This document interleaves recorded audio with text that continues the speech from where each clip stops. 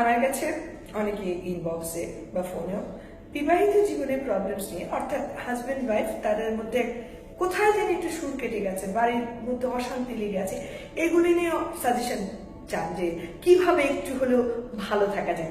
আমি যেটা মনে করি যে হাজবেন্ড ওয়াইফের ক্ষেত্রে আজকে কিছু বলবো, কারণ আসলে হাজবেন্ড ওয়াইফের ম্যারিড লাইফ কতটুকু শান্তির করা যেতে পারে এটা কিন্তু অনেক বড় একটা ব্যাপার।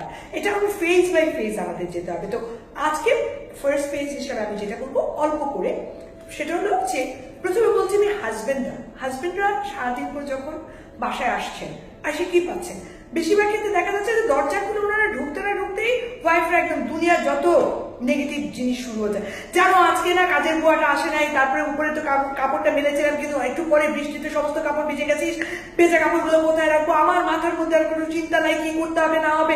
এই যে শুরু হইলো, তারপরে একটার পর একটা মানে ভদ্রলোক কিন্তু বাসায় এসে ঢুকে ড্রেসটাও চেঞ্জ করতে পারেননি, তার আগে ওয়াইফের শুরু হয়ে গেল 120টা বাজারে। আজকে তো বাজার থেকে কি দিয়ে গেছিলাম, মাছগুলোর মধ্যে ঠিক মতো ভালো ছিল না, পেঁয়াজটা পচা ছিল, আলুটার মধ্যে 3টা আলু পাইছি কালো দাগ, 2টা আলুর মধ্যে দেখছি তাও একটু কেটে কেটে চলছে। মানে এই ধরনের ছোটখাটো হাজারো অভিযোগ দিয়ে ওনারা শুরু করে দেন হাজবেন্ড অফিস থেকে আসা মাত্র।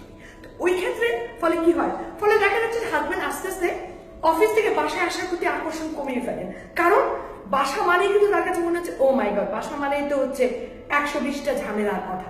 অফকোর্স সংসারে ঝামেলা থাকবে, কিন্তু আমার কথা হচ্ছে সেটা কার সাথে শেয়ার করবো, অবশ্যই হাজবেন্ডের সাথে করবো, কিন্তু সেটাকে একটু সময় দিয়ে মানুষটাকে বাসায় যখন আসলো তাকে একটু ড্রেসটা চেঞ্জ করতে সময় দিন, তাকে একটু কি হচ্ছে বসলো, বসে একটু পেপারটাই টানলো অথবা টেলিভিশনই দেখতে চাইলো, তখন আপনি এক কাপ চা বানান না কষ্ট করে, তখন ফ্লাক্সে রেখে দেন না, দুজন মিলে একটু খেলেন। কিন্তু কি হচ্ছে, এই খেতে খেতে কিন্তু লোকটা আস্তে আস্তে নর্মাল হচ্ছে। টুকটাক কথা বলার মাধ্যমে কিন্তু আপনি আপনার সমস্ত অভিযোগ, আমি কথা দিতে পারি এ ব্যাপারে যে আপনি যত অভিযোগই করেন না কেন কোনো না কোনো সলিউশন উনি আসবে। কিন্তু শুরুতেই যদি আগ্নেয়গিরির মধ্যে একটা মানুষ পড়ে, তখন কিন্তু সলিউশনের তো দূরের কথা, কিভাবে আগ্নেয়গিরি থেকে বেরিয়ে আসা যায় এই চিন্তাই কিন্তু আমরা প্রত্যেকেই করি, তাই নাকি? আচ্ছা, এটা গেল ওয়াইফদের ব্যাপারে বলছি। হাজবেন্ডরা আপনাদের ব্যাপারে কথা আছে যে বেশিরভাগ হাজবেন্ডরা, স্পেশালি যাদের ওয়াইফরা হাউস ওয়াইফ, তাদের ব্যাপারে বেশ একটা তুচ্ছ তাচ্ছিল্যের মতো ভাব করেন। মানে বলেন ও তো আর কিছু করে না, খায় দেয় ঘুমায়, হ্যাঁ হাউস ওয়াইফ। কেন একটা হাউস ওয়াইফ যে কত কাজ করে সেটা কি কখনো ভেবে দেখেছেন? সকালবেলা উঠে সারাদিনের কাজের একটা তো বিশাল ব্যাপার থাকে, বাচ্চাদের রেডি করা, স্কুলের জন্য পাঠানো, হাজবেন্ডের নাস্তা তৈরি করা, কাজের লোক থাকলে কাজের লোককে বলা, তারপর ঘর ঝাড়ু থেকে শুরু করে সমস্ত টুকটাক সবকিছু কিন্তু আপনাদের কি করছে, কাজের লোককে তোমাকে বলে দিতে হচ্ছে, কেউ কিন্তু দুমদাম করে পাচ্ছে না, আর না থাকলে নিজেকেই করতে হচ্ছে। প্লাস বাচ্চাদের দুপুরের খাওয়া আছে, আপনাদের টিফিনের কথা তো বললামই, রাতের খাবার আছে, এর ফাঁকে আত্মীয় স্বজনদের খবর নেওয়া আছে, বাচ্চারা স্কুল থেকে আসলে তাদের পড়াশোনার ব্যাপারটা আছে। তো হাজারো দায়িত্ব, খুব সহজে বলা যায় না ভাই যে আরে ও তো কিছুই করে না, খায় দায় ঘুমায়। আপনি ওই খায় দায় ঘুমায় দায়িত্বটা 2 দিন নেন, আমি গ্যারান্টি দিতে পারি 3য় দিনে আপনি ভিক্ষা চাইলে কুত্তা সামলা অবস্থা হবে। তখন আপনি রিয়েলাইজ করবেন আসলে আপনার ওয়াইফ কতটুকু সময় দিচ্ছেন এবং তার পরিশ্রমের মূল্যায়ন করতে শিখবেন। এটা শুধু এই হাউসওয়াইফ এবং যারা ওয়ার্কিং লেডি তারাও কিন্তু, বেচারিরা কি করছে সারাদিন পর অফিস থেকে এসে ওনারা কিন্তু, আপনারা ছেলেরা বেশিরভাগ ক্ষেত্রে কি করছেন, বেশিরভাগ ক্ষেত্রে দেখা যাচ্ছে অফিস থেকে এসে কিন্তু টিভির সামনে বসে গেলেন বা পেপারটা ধরে ফেললেন। কিন্তু ওয়াইফটাকে সে যদি চাকরিও করে তাকে এসে কিন্তু ওই ধরা চূড়া কোনো রকমের ছেড়ে দিয়ে তাড়াতাড়ি করে রাতের রান্নার চুলায় বসাতে হচ্ছে, বাচ্চার এই তুমি পড়া নিয়ে বসো করতে হচ্ছে, তো অথবা তার ফাঁকে আবার কাপড়গুলো যেগুলো ওয়াশিং মেশিনে দেওয়া ছিল সেগুলো হয়তো মেলার ব্যবস্থা করতে হচ্ছে, হাজারো কাজ করতে হচ্ছে। ফলে কি হচ্ছে, এই ক্ষেত্রে কিন্তু আমি বলবো আপনাদেরকে, যে মুহূর্তে ওয়াইফ এই কাজগুলো করছে টুকটাক সাহায্য আপনিও করুন না। কি হয়, আপনি যখন, আপনাকে আমি বলছি না যে ওয়াইফকে ফুল কাজে আপনারা অনেকেই বলবেন হ্যাঁ এগুলো মেয়েদের কাজ, এগুলো কি ছেলেদের মানায় নাকি?